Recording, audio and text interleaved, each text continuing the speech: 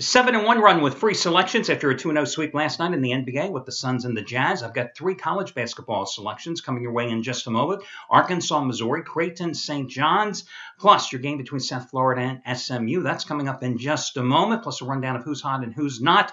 And listen, in a moment, guys, Super Bowl right around the corner. Everybody piles into Vegas. Let me give you my abbreviated Las Vegas travel log, which was inspired by a couple of emails that came through customer service earlier today, okay? That's coming up in just a moment. Quick congratulations going out to Craig Davis yesterday. He cashed in with his biggest college basketball play of the season, 75-dime release. Oklahoma, the 4-point home dog, outright over Oklahoma State. That play was just as strong as his 5th straight Super Bowl winner, a 75-dimer, on the Ravens last February. So congratulations to him, and congratulations to you. And I'll pat myself on the back here because I made that the half-price play of the day yesterday. And you not only won, but you got it at half price. So today, check out the half-price play of the day. Brad Wilton's biggest college play ever in his career. 100-dime winner, number 5 in a row, his underdog game of the year. Now remember, he just hit a 100-dime play in college hoops last Wednesday with Duke in a revenge road route of Miami of Florida. This play is just as strong as his 100-dime NFL playoff winners with Denver over New England and San Diego covering at Denver. He's won 15 of the last 20 days. That's the short-term run. He's going for winning day number 15 out of 20. And overall, $10 bettors have won $10,660 since July. And, of course, last night you just got a 60-dime winner, number 46 out of 69, Minnesota-Chicago under for just $9. Another hot handicapper to be aware of today? Well, guys, that would easily be Chris Jordan. Top-rated 1,000-star college hoops winner, number 6 out of 7, SMU and South Florida.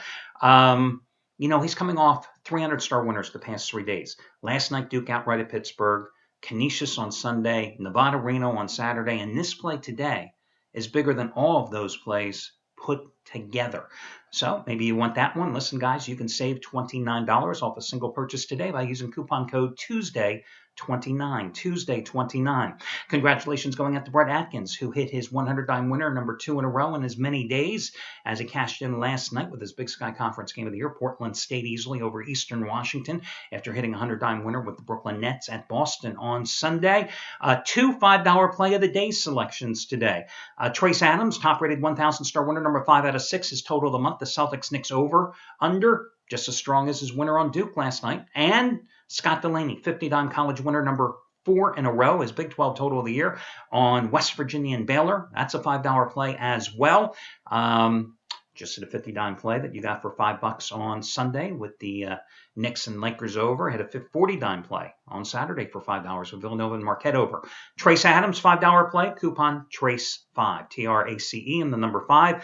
Scott Delaney, his regular price is $85. You get it for $5 by using coupon code SCOTT80, SCOTT80. Quick story here.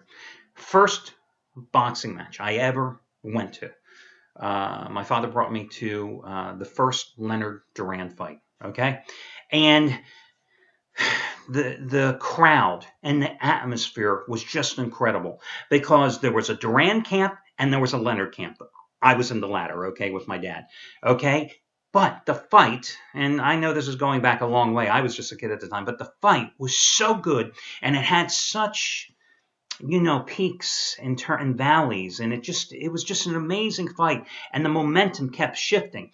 Toward the end of the fight, it wasn't a Leonard crowd and a Duran crowd. It was a crowd that had unified because we were watching one hell of a match. And at that point, favorites didn't matter, but the competition spurred and created a tremendous atmosphere. I tell you that story because today I got another email, which we get a lot of through customer service, often asking my advice, which hotels, which sportsbooks, etc. I like here, for Vegas. What I look for is that atmosphere. That's the most important thing. Listen, you can go to certain sportsbooks that tailor themselves to locals in Vegas, like Sunset Station down in Henderson. Nice sportsbook. Green Valley Ranch in Henderson. Nice sportsbook. The M, 100 miles away from the Strip, but a beautiful sports book. Anthony Red loves the place. But they don't have the atmosphere that others do. So in response to this particular customer, who, as I said, we get a lot of emails like this. I happened to be online today when the email came through and customer service forwarded to me.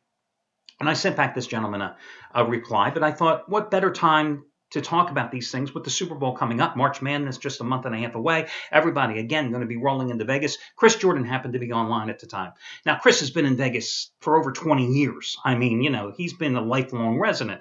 So I asked him real quick, well, what are your top places to go see a game? Not bet, to see a game. Because, again, that's the key. You want to be in there with other gamblers, but you want to enjoy the atmosphere. Ironically, 4 of the top 5 places on my list were on his list. In no particular order. The Palms, the Wynn, Caesars, Red Rock Stadium, and LVH, the old Las Vegas Hilton. And let me just quickly tell you guys, listen, again, a lot of the local casinos, the M, Sunset Station, etc., Sam's Town, places like that, I mean, they're okay. They're sports books. You can go in, you can win money, you can lose money. Is it a place that you necessarily want to watch a game when you come into town? No. Let me just quickly give you why I think these places are something. The Palms, nice sports book, big area. The Palms caters to a little trendier, younger crowd. The vibe is definitely different, but it's a cool place to watch a game, okay? And if you happen to be staying at the Palms, I mean, you got a lot of neat restaurants, a lot of neat bars. It's not on the Strip, though, okay? So prepare to get a taxi every place or rent a car. I always tell people rent a car. You're crazy out here. The amount of time that you waste waiting in taxi lines far exceeds the amount of time you can do self-parking.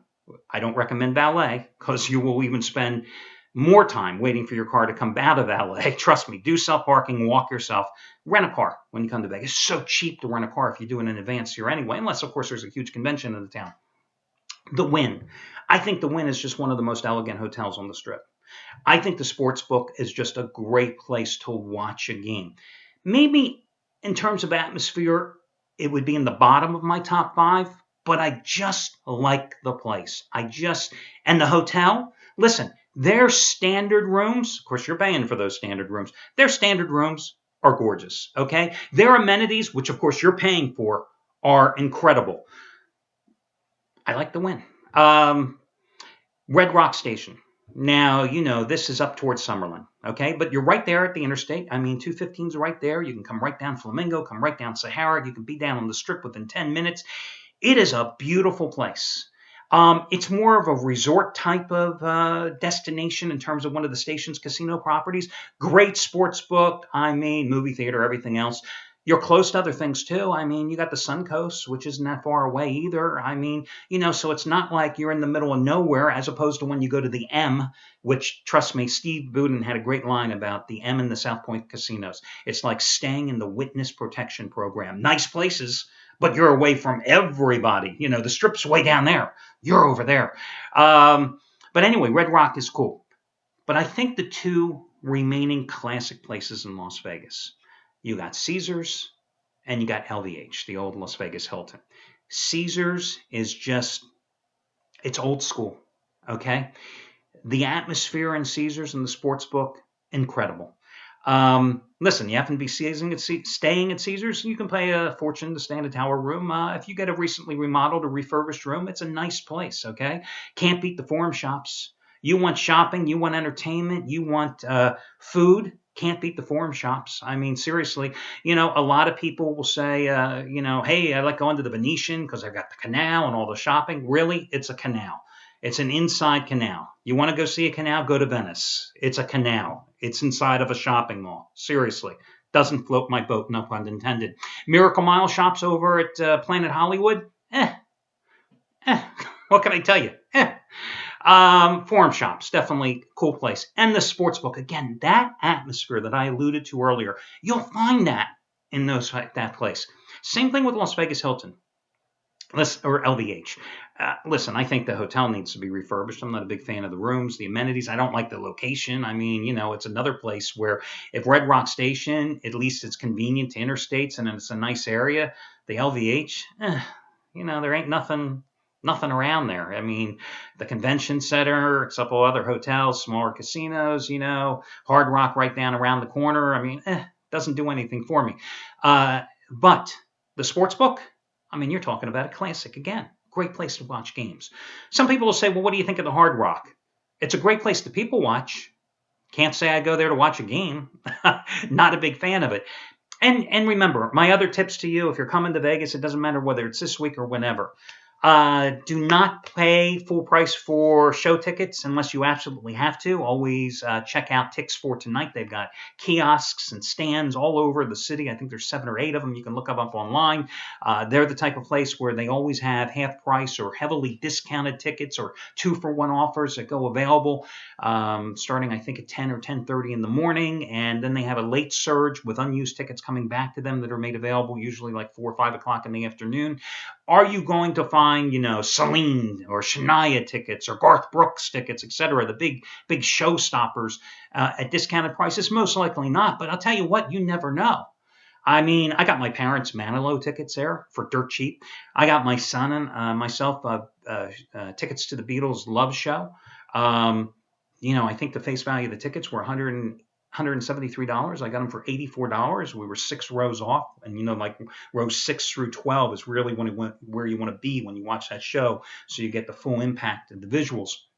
So you can always find great shows. And if you're going with family, I mean, there are so many smaller base shows there that you can get 2-for-1 tickets or dirt price tickets. So you got to check them out. If you're coming with a family, I mean, you got up in Summerlin, you got the new water park, and you got Wet n Wild opening down in Henderson, right across the street from Sunset Station and the Galleria Mall here, I think, in a couple of months. And Vegas is a great place to be spending the summer at a water park, let me tell you. If you've got smaller kids, they've got Kids Quest facilities at like Sunset Station. I think they're still at the Palms. My kid's not into them anymore, For 5 or 6 years, trust me, I could have been a stock owner for as much as I spent at Kids Quest, which is a lock-in, secure facility there in the casino. It doesn't mean like you drop your kid off at Sunset Station and you go boozing out for the night. No, you got to stay on the property. But they've got everything from the biggest McDonald's-like playland that you can imagine to video games and computer games and arcade games and organized play. It's just a great place for kids. They have their own vacation. They can even eat lunch and dinner there, okay? So there's my Vegas travelogue tips. Again, in terms of coming to Vegas, it's a great place. It is for families and everything else. But if you're looking for those atmospheric places to play, every sports book has its own vibe. Those are the ones that I happen to recommend the most. Now, as for your freebies, let's get going here. First game, I'll do these in reverse chronological order. I'll go with Creighton minus 13 points at home against St. John's. Am I a little worried about the Blue Jays perhaps laying a little too much wood in this one? Yes, I am, because everybody remembers what they did to Villanova last Monday night. They kind of forget how they got bushwhacked 2 Saturdays ago at Providence. True, this team is undefeated at conference play at home this year, winning those 4 conference games by an average of 16 points. You're being asked to lay 13 with them tonight. They have won 13 in a row and 50 of 54 straight up at home. They're coming off a 76-63 home win against Georgetown. I had them on Saturday as a 5-dime play on Creighton. Shawn Michaels had a big 100-dime play on Creighton that day. They were laying 12. They won by 13, and yet they still managed to win that game by double digits, even though Doug McDermott, their leading scorer, averaging 24 points a game, matched a season low in points with just 14 in the game. St. John's is playing a little better here of late. The Red Storm have won 3 straight games, but Jesus, they beat Dartmouth and Seton Hall at home, and they beat a struggling, overmatched Butler team at the Hinkle Fieldhouse. So, after losing 5 in a row, they've won 3 games here. Yes, they're a good defensive team, but they've lost 8 straight games to top 25 teams. They're 0-3 versus ranked foes this year. So I got to go with Creighton, although I will admit to you, the number is a little too heavy at this point, but I still think the Blue Jays will pull away and get the cover. I've been riding SMU a hell of a lot here lately. And since losing to Louisville, they have reeled off 5 straight wins and covers, including a home blowout 13 days ago of South Florida, who they are visiting tonight in Tampa. Listen, the problem with South Florida is they lost their point guard back in early December, Anthony Collins. They are 2-8 without him. And a team that's averaging a league high 13 turnovers a game minus its starting point guard, well, does it all make sense to you? And now you're taking on a Larry Brown coached team, which just is one of the stingiest in the nation defensively. They're holding opponents to just 36.2% shooting on the year. That's number 2 in the country. I really think that they are in a position with this win probably tonight. I think they play Temple next, going into their game to Cincinnati. I mean, they're going to be on the fringe of finally getting a national recognition here. SMU is giving up just 60.3 points a game. You got the South Florida Bulls coming off a 22-point loss at Memphis on Sunday. Matter of fact, I had a 5-dime play on Memphis that day. Prior home game, they lost by 39 points to Louisville, lost by 7 at home to Cincinnati. And of course, as I said, back on January 15th, which started their 4-game losing streak, they got drilled in Dallas 71-54. They're also 0-4 in conference home play at home, also losing to Memphis by 15 and Houston by 9. Speaking of Houston, the Mustangs just beat them in Houston 76-58 on Sunday, so I'm going to go with SMU in this particular game. Arkansas, big-time revenge against Missouri. Last year, Missouri, a talented team. This year, a Jekyll and Hyde team, like most teams in the SEC, play well at home, struggles on the road. Missouri 1-2 on the conference road, lost by 6 at LSU, by 3 at Vandy, 1 by 2 at Auburn, and Auburn's nothing to brag about. Meanwhile, Arkansas's 2-1 straight up at home in conference play. They beat Auburn by 19. They beat Kentucky by 2 in that double overtime game. They lost to Florida by 2 points. But the big thing here and why I like Arkansas tonight is because this is a big revenge game for the Razorbacks. The game's in Fayetteville tonight. Last year at Mizzou, they lost by 30 points. Tigers, a very turnover-prone team. Not great point guard play, not a great ball handling team. You got an Arkansas team that's going to press them up and down the floor from the opening whistle to the final buzzer. So I like Arkansas laying the 6.5 points in that one. That'll do it, guys. Best of luck to you all, and I will catch you again on Wednesday.